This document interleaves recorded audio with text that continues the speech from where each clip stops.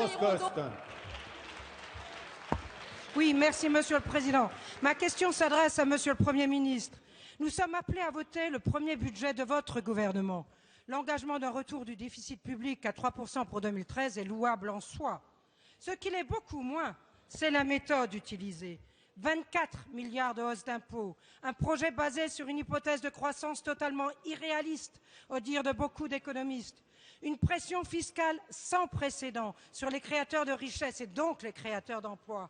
L'alignement purement dogmatique de la fiscalité des revenus du capital sur celui du travail, quand bien même vous avez déconsidéré ce dernier en taxant les heures supplémentaires. L'abrogation de la TVA sociale pour nous annoncer la rétablir dans les semaines à venir sous une autre forme.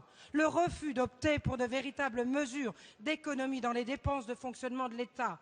Voilà le triste sort qui attend et les consommateurs et les investisseurs. L'annonce d'une banque publique d'investissement, objet bricolé, ou d'un pacte de compétitivité au travers duquel vous promettez de donner d'une main ce que vous vous êtes employé à retirer de l'autre, n'y changeront rien. De par votre improvisation, votre gouvernement utilise un langage économique totalement à rebours. Alors, quand est-ce que vous comprendrez qu'à l'instar de nos voisins, il est fort possible de soutenir un capitalisme tonique avec un coût du travail révisé et une économie sociale de marché modernisée?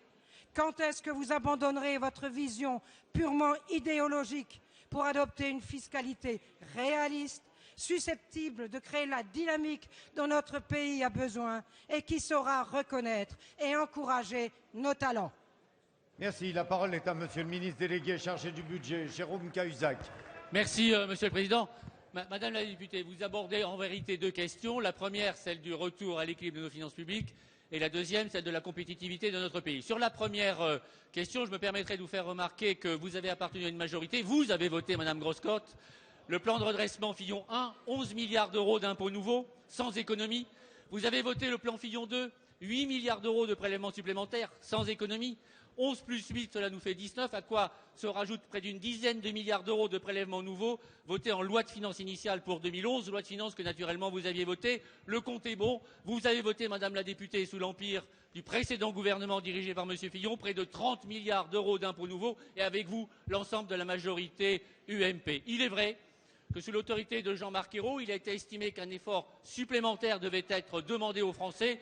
Il n'est pas demandé de gaieté de cœur, car nous avons une parole à respecter, celle que la France a donnée.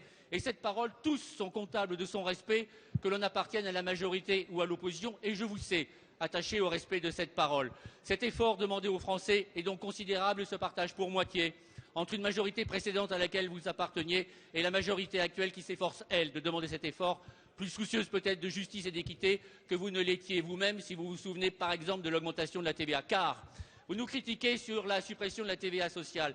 Mais comment pouviez-vous imaginer préserver le peu de croissance qui peut rester à la France en 2013 avec une mesure qui revenait à amputer le pouvoir d'achat des Français de près de 11 milliards d'euros en 2013? Car l'augmentation de la TVA, cela revenait bien dans votre esprit à amputer le pouvoir d'achat des Français, donc la consommation de 11 milliards d'euros. Il est d'ailleurs assez paradoxal, Madame la députée, que vous reprochiez à l'actuel gouvernement et à l'actuelle majorité d'augmenter les prélèvements obligatoires tout en semblant lui reprocher aussi d'avoir supprimé l'augmentation de la TVA au seul motif que le voyez voter. Au fond, Madame la députée, il y aurait selon vous les bons impôts, ceux que vous votez, et les mauvais, ceux que nous proposons aux Français. Nous avons une vraie divergence.